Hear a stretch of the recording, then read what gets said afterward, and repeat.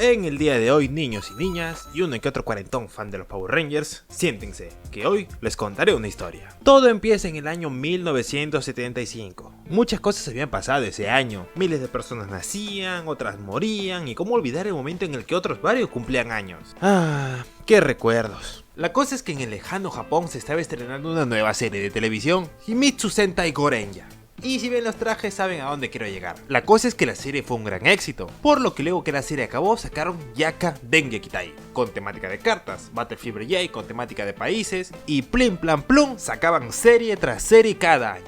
Algunas más exitosas que otras, la verdad. Hasta que un señor llamado Jaime Saban estaba de viaje por ese país, y los vio por la tele en el hotel donde se hospedaba, y quedó maravillado, y dijo: por mis pelotas morenas que esto tiene que llegar a territorio americano. La temporada que quería traer era Kyoryu Sentai Zyurenja, pero lo cambiaron como Mighty Morphin Power Rangers, usando algunas escenas de la serie original, pero cuando se vean las caras de los actores, que estos sean americanos. La serie se estrenó en 1993 y se convirtió en un fenómeno instantáneo. Esta seguía las aventuras de 5 adolescentes, con actitud, ojo, que si no tienes actitud no podías ser un Ranger, seleccionados para convertirse en los Power Rangers, quienes luchaban contra enemigos alienígenas y protegían la Tierra con sus poderes en compañía de sus hordas, gigantescos robots controlados por ellos, siendo su rival principal la malvada Rita Repulsa. Además de la serie de televisión, los Power Rangers han protagonizado películas, cómics, videojuegos y han tenido numerosas adaptaciones en diferentes formas de temporadas, las cuales siguen hasta el día de hoy. Pero hoy vamos a hablar sobre la primera temporada, la que inició todo y su especial de aniversario, algo así como un Mighty Morphin Power Rangers 30 años después.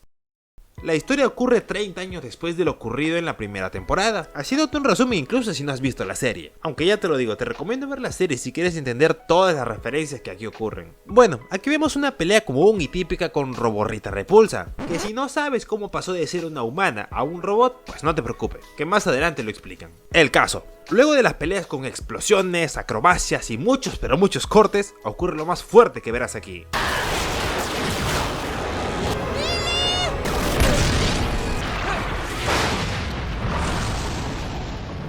Obviamente esto era por el hecho de que la actriz que hacía de Trini había fallecido en 2001, al igual que el del verde que había fallecido en 2022, pero la muerte de Trini era para justificar algo más adelante en la trama. Luego de estos sucesos, Zack y Billy se encuentran en casa de Trini, eso rimó.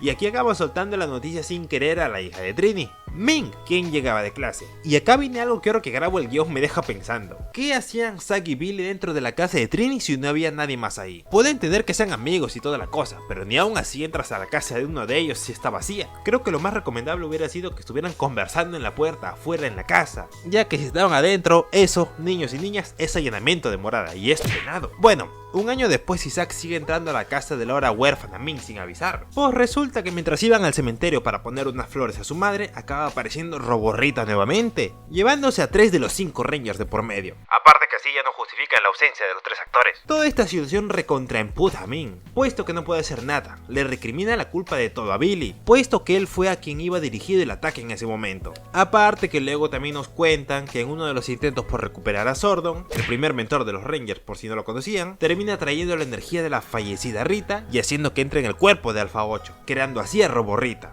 Y el men de acá es Alpha 9, por cierto. Ahora su solución consistía en traer a sus otros amigos Rangers para que hagan reemplazos de los anteriores. Mientras Ming, enojada porque no puede ser Ranger, y con unos ovarios así de grandes, se dispone a querer madreárselos ella sola. Aunque no lo logra, pero quienes sí lo logran son los Rangers, derrotando a las masías de afuera y haciendo lo mismo con los que estaban donde Ming. Y como Billy aprendió de Batman, tiene un plan para el plan por si el plan original fallaba, atrapando a los secuaces de Roborrita para que no molesten. Y ahora empieza la fase 2 de su plan, hacerse invisibles para infiltrarse en la guarida de Roborrita. Pero las cosas no podían terminar así, ya que Ming, consumida por su venganza, la termina regando, amenazando a los secuaces de Rita pero causando que escapen, y por ende que ella sea capturada. Ante esto los Rangers intentan rescatarla, desatando una mini pelea, que siendo sinceros acaba en 22 segundos. Pero ya, al final Rita procede a intentar matar a Billy.